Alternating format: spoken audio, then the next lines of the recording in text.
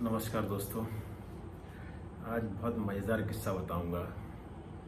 किस्सा का तात्पर्य हमारे कवि धर्मराज उपाध्याय भाई से है। अभी एक दिन बीच में धर्मराज भाई मेरे पास आए थे, तो रुके थे, यही इसी कमरे में रुके थे। तो मैं पूरी रात सो नहीं पाया।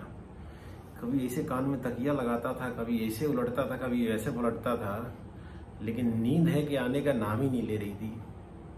फिर सवेरे मच्छरों की मोहब्बत वाली पिन पिन पिन पिन, तो और डिस्टर्ब हो गया। फिर उठ के फास्ट कार्ड जलाया। एक तो मच्छरों की पिन पिन लास्ट में, और दूसरी धर्मराज की पिन पिन। बहुत यूनिक है धर्मराज की पिन पिन।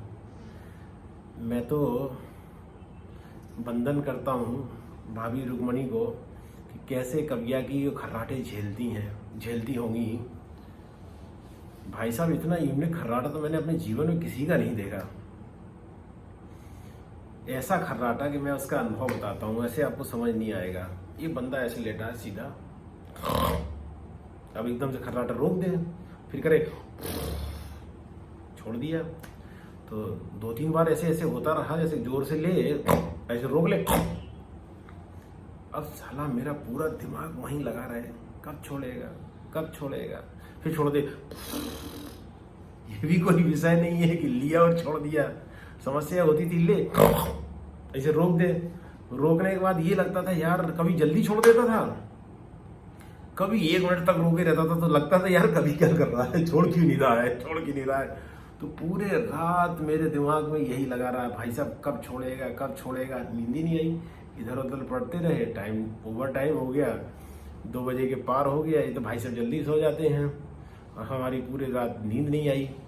तो ऐसे अजीब खर्राटे कि जिसमें आपका पूरे टाइम दिमाग वहीं लगा रहा है। जैसे नहीं कभी कभार कमरे में, अभी आपने महसूस किया हो, कमरे में अगर कभी वो झींगुर हो बरसात के सीजन में, अगर झींगुर जरा भी कहीं सूं पू कर रहा हो, टी पी, तो नींद नहीं आती। मन करता है पहले खोज के इसको चप्पल से पीटे, उसके बाद सोए। वही हाल कभी का मेरे भाई। कभी जब लेना जैसे सो गया, अच्छा सीधा सोता है। एक चीज़ और है, मुझे लगता है कि जितने लोग सीधे सोते हैं उनको बहुत ज़्यादा खर्राटे आते हैं। हम लोगों को क्या है, उल्टा सोने की आदत है। हम लोग एकदम अंग्रेजी की आर्ट की तरह उल्टा होकर सो जाते हैं। बढ़िया, ऐसे लोगों को हार्ट की प्रॉब्लम भी नहीं होती है कहते हैं। और कभी हमारा एकदम फ्लैट ऐसे होता है, सीने पे हाथ रख के। और जो भाई साहब खर्राटे जिस फ्रिक्वेंसी में लेता था वो मैं बताता हूँ। ऐसे रखा है हाथ,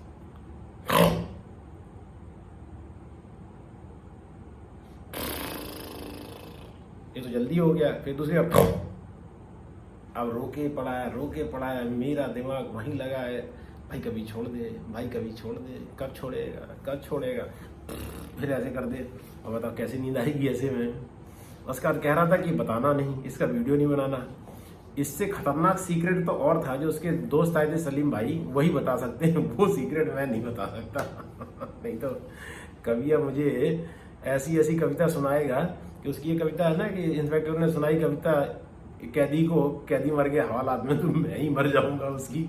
इतनी मुझे कविता सुनाएगा कि उसकी कविता सुनते सुनते हमें ही जाना पड़ेगा। तो ये हमारा धर्मराज के ऊपर मित्रता का हास्य व्यंग है, क्या कहते हैं वो, हास्य विनोद। तो कभी कविता से विनोद ले रहा है, मैं कभी का रियल में विनोद ले लिया हूँ। विनोद है, घूम रहा है उसका, जहाँ जहाँ घूमे वहाँ घूमेगा। तो इसके लिए आप लोग एंजॉय करिए इसको। इस वे में, अदर वे में एकदम मत लीजिएगा कि कभी का मैं मज़ा ले रहा हूँ। कभी हमारे बहुत ही परम मित्र हैं, बैचमेट हैं, नेक दिल इंसान हैं, अच्छा लिखते हैं, इसमें कोई दो राय नहीं है। कभी जो अपनी प्रतिभा दबाए थे वो धीरे धीरे उभर रही है।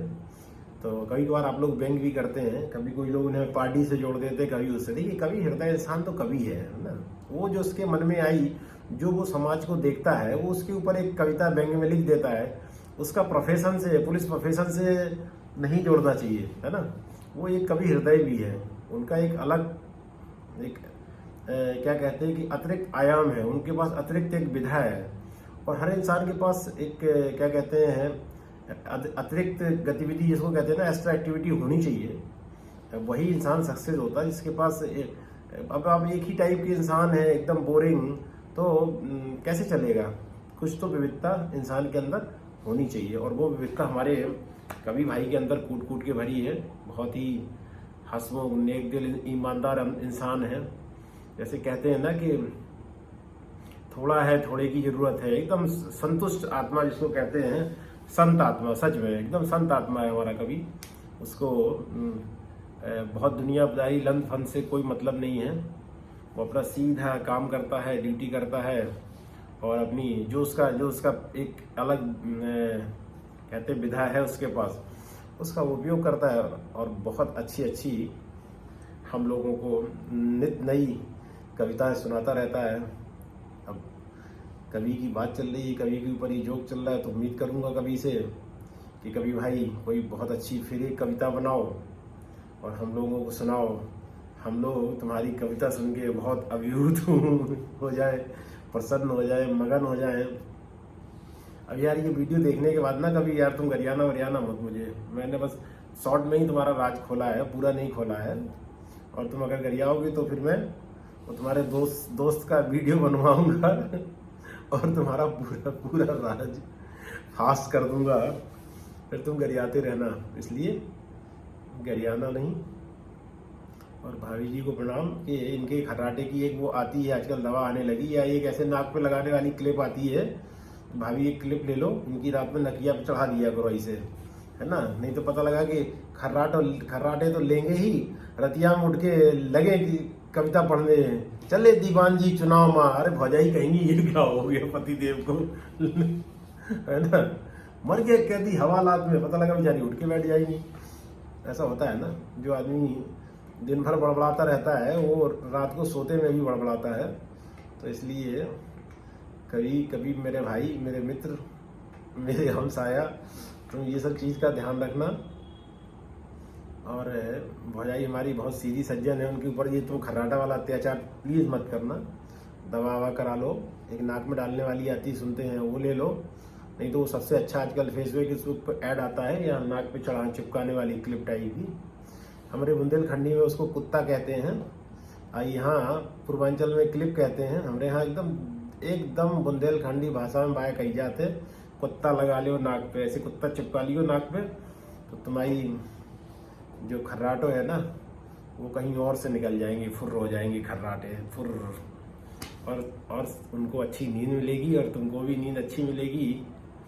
तो बस इंतजार रहेगा कविवर आपका, नई कविता के माध्यम से आप कब अवतरित होते हैं हम लोगों के बीच, और उस कविता से हम लोग कब लाभान्वित होते हैं। तो आज के लिए हमारे कविवर के लिए एक छोटी सी टिप्पणी थी, व्यंग्यात्मक टिप्पणी, हास्य विनोद से भरपूर, वो मैंने सुना दी है।